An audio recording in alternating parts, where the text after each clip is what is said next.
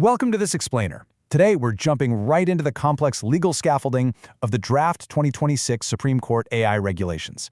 And more importantly, we're going to uncover a massive, hidden risk buried right in the text. Let's get right into it. Picture this. Imagine a scenario where a highly sensitive national security leak happens, or a judge's private deliberative notes get out. And not because of some sophisticated hack. No. Simply because our brand new AI regulations were built on a totally flawed foundation. A foundation that, well, only knows how to look for personal privacy risks, completely ignoring institutional threats. Sounds like a legal thriller, right? But as you'll see, it's a very real vulnerability hidden in the current draft. So here's our roadmap for today. We're going to cover the core confusion, define the trap, look at the dangerous protection gap, weigh open justice versus privacy, and finally, explore an elegant three-axis solution. Let's get moving. Starting off with Section 1, the core confusion. Looking at privacy versus judicial sensitivity. Okay, we have to start by examining the fundamental flaw in the draft regulations, which is treating sensitive judicial data as a simple proxy for privacy risk. By mapping protections onto these two genuinely different ideas, the draft risks overprotecting some data while dangerously underprotecting others. Think of it like this. On one side, you've got privacy sensitivity. This is all about protecting people, your personal data under the Digital Personal Data Protection Act, or DPDPA. But on the completely opposite side, you have judicial sensitivity. This is about protecting the system itself, the institution, evidentiary integrity, and national security. They are absolutely not the same thing. Mixing them up, it's literally like using a state-of-the-art bank vault to protect a teenager's diary while leaving actual gold bullion sitting out in the open. It just doesn't make sense. Moving right along to Section 2, defining the trap, where we look at data, court data, and sensitive judicial data. To understand exactly how critical data slips through the cracks here, we really need to look at how the draft explicitly defines its three most important terms. First up, there's data, which is defined simply as broad general information. Makes sense. Second, we have court data. Now, this concept is clearly about ownership. It identifies what the court actually holds or generates. But the third term, sensitive judicial data, well, that's where the trap lies. This definition relies on an incredibly broad understanding of court process combined with personally identifiable information, or PII. And then, here's the kicker. It triggers protection based on a highly subjective harm test. And because of this vague harm trigger, litigation content like pleadings, written arguments, or even draft orders aren't categorically excluded from protection. Instead, their protection depends entirely on this fragile, uncertain foundation. It's a literal, case-by-case assessment determining whether unauthorized disclosure might damage someone's reputation. Relying on a subjective assessment like this means there are no hard and fast rules. It leaves AI systems completely confused and forces humans to rely on pure guesswork until the damage is already done. Honestly, it's a massive ambiguity that desperately needs fixing. Which takes us to Section 3, the dangerous protection gap and the real-world fallout. Now let's look at the terrifying mismatch this creates in the real world.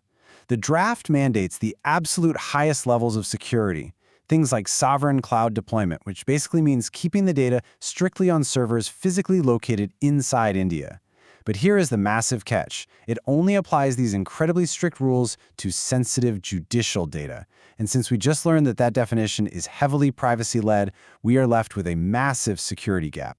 If localization and strict security track a personal data concept, highly sensitive materials lacking that personal data can easily slip right through the cracks. Think about it. A leaked draft judgment in a massive corporate lawsuit could trigger immediate stock market manipulation, right? A judge's private deliberative notes could compromise an ongoing trial. Sealed cover national security submissions could expose literal state secrets.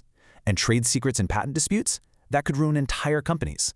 Now, none of these strictly fit a privacy lens definition, yet they absolutely demand the highest protection.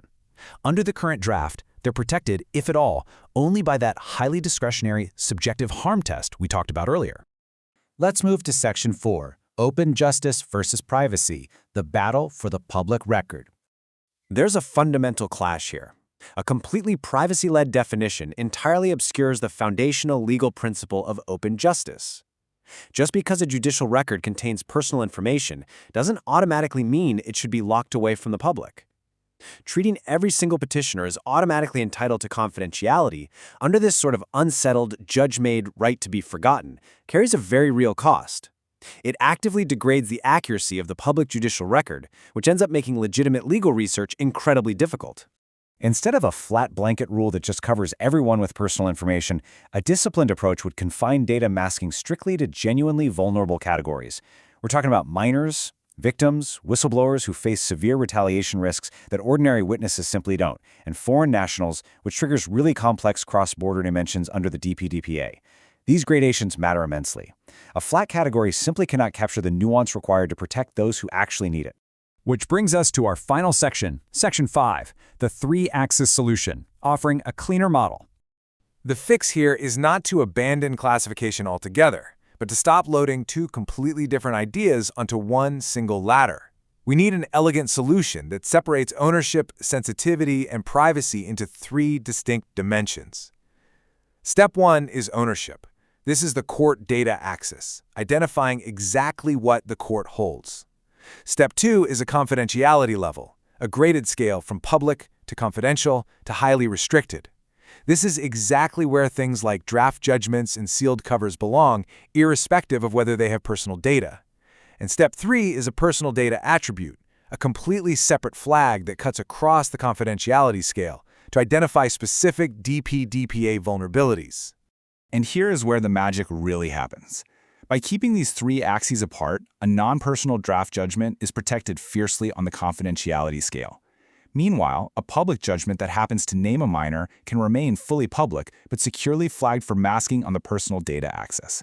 By utilizing these distinct axes, we actually harmonize the Supreme Court's AI regulations with both the DPDPA and the Information Technology Act of 2000, all without sacrificing an ounce of institutional security.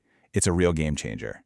The draft AI regulations definitely identified the absolute right problem. We desperately need comprehensive judicial information governance. But as we leave you to ponder the future of our courts, ask yourself, are we ready to implement the right axes to solve it? If we blur the fundamental lines between personal privacy and institutional security, how can we possibly trust the AI systems designed to safeguard our most critical institutions? Definitely something to think about. Thanks for joining me on this explainer, and we'll see you next time.